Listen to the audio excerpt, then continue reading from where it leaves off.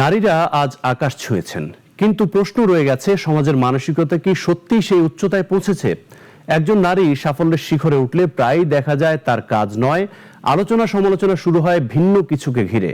সামাজিক যোগাযোগ মাধ্যমের পর্দায় প্রতিনিয়ত ছড়িয়ে পড়া কুরুচিপূর্ণ মন্তব্য কি শুধু কিছু বিষাক্ত শব্দের সমষ্টি, নাকি তা আমাদের সমাজের গভীরে লুকিয়ে থাকা নারী বিদ্বেষের নগ্ন প্রতিচ্ছবি? সেই প্রশ্নের উত্তর খুঁজেছেন মুনিয়া জ্যোতি। পর্দার ওপাশে হাজারো চোখ, কেউ করতালি দেয়, কেউ শুভকামনা জানায়, কিন্তু কিছু চোখ যেন শুধু অপেক্ষায় থাকে নারী দৃশ্যমান হলেই ছুঁড়ে বিদ্রূপের পাথর। আর তখনই তার মেধা চাপা পড়ে চেহারার নিচে, অর্জন হারিয়ে যায় পোশাকের আলোচনায়, আর কণ্ঠ ডুবে যায় চরিত্র হননের কোলাহলে। ডিজিটাল পর্দা হয়ে ওঠে অদৃশ্য নির্যাতনের মঞ্চ। সাম্প্রতিক সময়ের কয়েকটি আলোচিত ঘটনা যেন একই বাস্তবতার প্রতিফলন। একজন শিক্ষিকার সৃজনশীল উদ্যোগ, একজন সাংবাদিকের পেশাগত সাফল্য, কিংবা নির্যাতিত নারীর ন্যায় বিচারের দাবি। প্রতিটি ক্ষেত্রেই পেশাগত সাফল্য বা তার নির্যাতনকে পাশ কাটিয়ে আলোচনার কেন্দ্রবিন্দু হয়ে ওঠে তাদের ব্যক্তিগত জীবন, চেহারা, পোশাক কিংবা চরিত্র। সাংবাদিকের সাংবাদিকতা পোশাক নিয়ে হয় না, তার সাংবাদিকতা নিয়ে হয়। যেন একজন নারী যতই দৃশ্যমান হন, ততটাই ব্যক্তিগত হয়ে ওঠে তার বিরুদ্ধে আক্রমণ। বিশেষজ্ঞরা বলছেন, সোশ্যাল মিডিয়া ব্যক্তির মানসিকতার আয়না।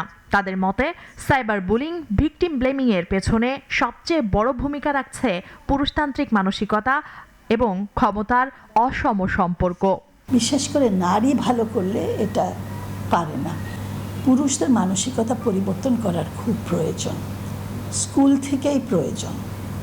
যে ছেলেদেরকে ওরা বাড়িতে দেখছে যে মেয়েদেরকে ভিন্নভাবে দেখে, তারা কিন্তু ওই ধরে নিচ্ছে মেয়েরা হলো আর একটু একটা পুরুষের অধীনস্থ এবং তারা অত পারবে না। মেয়ের মূল দায়িত্ব হলো সংসার করা। উদ্বেগের বিষয়, এসব নিয়ে আইন বিদ্যমান থাকলেও নেই দৃশ্যমান প্রয়োগ।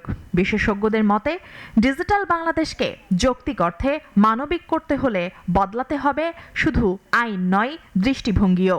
প্রতিকার পাওয়ার ব্যবস্থাগুলো খুব স্পষ্টভাবে সবার কাছে জানানো দরকার। মানুষ শুধু থানায় যায়, থানা নিজেই জানে না তাদের কি করা দরকার। আইন করে দেওয়া না, এটা মানসিকতা পরিবর্তন করার জন্য আমাদের সবাইকে নেমে যেতে হবে। একই সঙ্গে প্রয়োজন পরিবার থেকে সম্মানবোধ গড়ে তোলা, শিক্ষা প্রতিষ্ঠানে ডিজিটাল নাগরিকত্বের চর্চা বাড়ানো এবং সামাজিক যোগাযোগ মাধ্যমে ঘৃণ্য ভাষার বিরুদ্ধে সামাজিক প্রতিরোধ তৈরি করা। একটি সমাজের আধুনিকতার মাপকাঠি প্রযুক্তি নয়, বরং সেই সমাজে নারীরা কতটা নিরাপদ সেটি মুখ্য বিষয়। তাই সমালোচনা হোক পোশাক নয়, পরিশ্রমে, কথা হোক তার চেহারা নয়, অবদানে, নইলে সংকুচিত হবে সামাজিক অগ্রগতির পথ। মুনিয়া জ্যোতি, নাগরিক, ঢাকা।